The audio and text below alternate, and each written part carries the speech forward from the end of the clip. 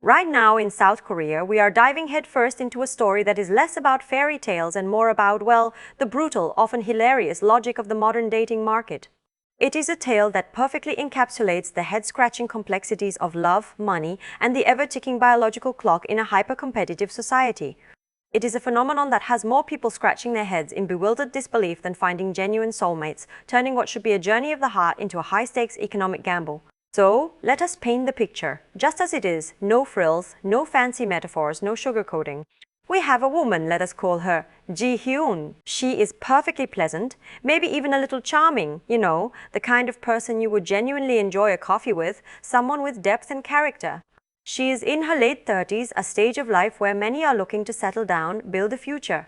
She is navigating life with a steady hand, working diligently at a respectable small to medium-sized enterprise, contributing her skills and her time, building a career, a solid foundation. Her heart, however, is set on finding a life partner, someone to share her future with, the kind of genuine, deep connection that seems increasingly rare in today's fast-paced swipe-right world. Now, enter stage left, a gentleman, let us call him Mr. Kim. He is 45 years old. He has the financial backing, the kind of economic stability that can make many everyday problems seem a little smaller, a lot more manageable. He has achieved a certain level of success, and with it, a certain set of expectations. On paper, he looks like a solid, sensible catch for someone seeking security and stability, the epitome of a good provider. But here is where the plot thickens, where the romantic ideal slams headfirst into grim, unavoidable reality, a reality that is becoming all too common and profoundly dispiriting. Our protagonist, Ji-hyun, is wrestling with a question that chills many hearts and keeps many up at night. In the eyes of a financially established 45-year-old bachelor like Mr. Kim, is a woman in her late 30s even on the radar for marriage? The crux of her anxiety, the phantom of childbirth, is her age, this undeniable biological fact, an automatic disqualifier for a man who might still be dreaming of fatherhood and a young family to carry on his legacy. The consensus from the male demographic in their 40s, at least according to the anecdotal fact bombs circulating and the cold, hard calculations being made, seems to be a resounding and perhaps disheartening yes. For them, when it comes to tying the knot and embarking on the grand, lifelong adventure of raising a family, the age limit for their ideal partner is firmly and rather unforgivingly set somewhere south of 35. Anything beyond that, well, that is apparently reserved for, let us say, relationships of a more fleeting, less committal nature, perhaps for enjoyable companionship, late-night chats, or intimacy, but not for the multi-decade, all-consuming marathon of building and funding a family from scratch. This stark dichotomy leaves many women feeling like they are on a rapidly expiring lease, their biological and societal clocks ticking louder than any romantic melody, and the warranty has long since run out, leaving them in a state of profound uncertainty. But here is what nobody is talking about, the deeper currents pulling these seemingly simple dating preferences into complex societal issues, the why behind the what that makes this more than just a personal dilemma. But why would they actually demand this? It is a question that cuts to the core of modern human interaction, especially in societies that have enthusiastically embraced the relentless, unforgiving logic of the marketplace as the ultimate arbiter of value. It is simple, really. It is a brutal, relentless capitalist market out there, and in South Korea, the trend suggests that almost everything, absolutely everything, becomes a commodity, something to be bought, sold, or leveraged for maximum return on investment. People aren't just looking for love or companionship in the traditional sense anymore. They are often aggressively pursuing their perceived share of the financial pie, their optimal position in the economic hierarchy, and that includes the perceived value and utility of a potential partner as an investment in their own future well-being.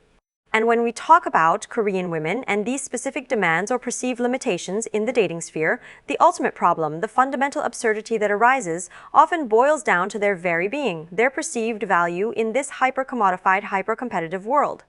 It is a system where everyone, consciously or not, is trying to leverage their position, their assets, and their perceived advantages in the grand game of life, and age becomes a critical, often harsh, variable in that calculation. It is survival of the fittest, or perhaps more accurately, survival of the most economically sound and strategically positioned.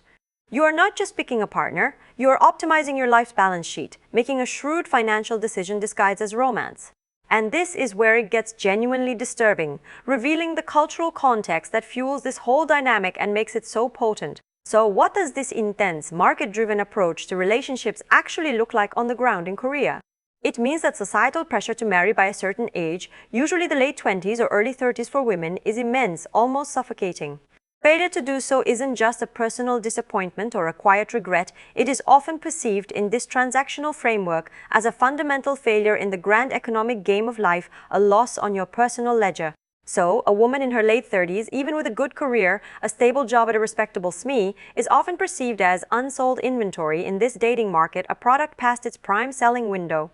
And for the affluent bachelor in his 40s, the Mr. Kims of the world who has meticulously calculated his own financial future, his retirement plans, his legacy, bringing a partner whose biological clock is ticking loudly and potentially facing massive costs for child rearing well into his own old age, just does not fit the spreadsheet.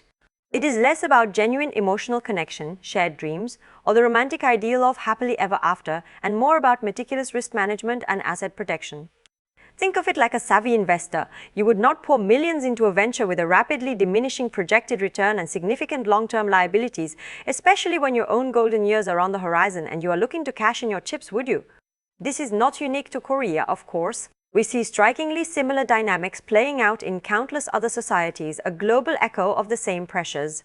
Think about the intense, almost Darwinian competition evident in the dating markets of many major Western cities, or the noticeable rise of transactional relationships, often facilitated by online platforms and dating apps that encourage the browsing and selection of partners like consumer goods on a digital shelf. In places like the United States or the United Kingdom, while perhaps not always as explicitly age-bound for all women in the same overt manner, there exists a parallel tension. Wealthier, often older, individuals frequently seek out younger partners, drawn by a combination of perceived vitality, easier dynamics, and perhaps a simpler emotional landscape, while younger individuals, particularly women, might actively look for financial stability and security in a partner, making it a pragmatic, if sometimes disheartening, choice. The fundamental engine driving these scenarios is often the same. A potent combination of wealth, age, and societal expectations creates a powerful dynamic that can unfortunately lead to the commodification of human connection and intimacy. The single most damning fact in this entire story is the cold, calculating reality of it all, the sheer pragmatism that overshadows romance, making the heart a secondary concern. So what happened when they got exactly what they asked for, when this pragmatic, market-driven approach, this economic game, took hold and became the unwritten law governing relationships? Well, the system, in its beautiful, cold, efficient logic, delivered precisely what it promised, but not necessarily what anyone truly wanted on a human emotional level. For the financially secure man, the Mr. Kims, he can often opt out of the perceived burdens of family life altogether or seek companionship without the complexities and potential financial entanglements of marriage and children, all while preserving his hard-earned wealth and enjoying his golden years without the multi-decade financial marathon of raising a family at an advanced age. He has meticulously managed his assets and his future, a true player in the economic game. But what about the woman, our Ji-hyun and others like her? Her market value, as determined by these relentless, unforgiving algorithms of age and desirability within this commodified dating scene, depreciates at an alarming, almost exponential rate.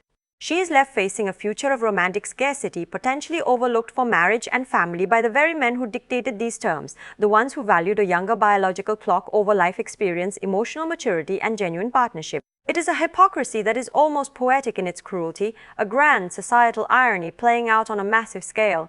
The very market forces they try to navigate, or perhaps even leverage, for their perceived benefit now leave them on the sidelines, with their perceived expiration dates having long passed and no buyer in sight. They end up with a society where prosperity might exist for some, where financial success is celebrated, but genuine emotional connection and family building become an exclusive privilege, or perhaps an endangered species. It is the ultimate ironic farce, a society technologically advanced and economically rich beyond measure, yet profoundly emotionally and relationally impoverished, a testament to the unintended consequences of unchecked market forces on the human heart. It is akin to trying to hawk last season's discounted, perhaps slightly damaged, merchandise in a high-fashion, luxury boutique. The trend has decisively moved on, the perceived value has tanked irrevocably, and many are left standing amidst the unsold inventory, pondering whether they invested wisely in a fundamentally flawed or perhaps simply outdated business model.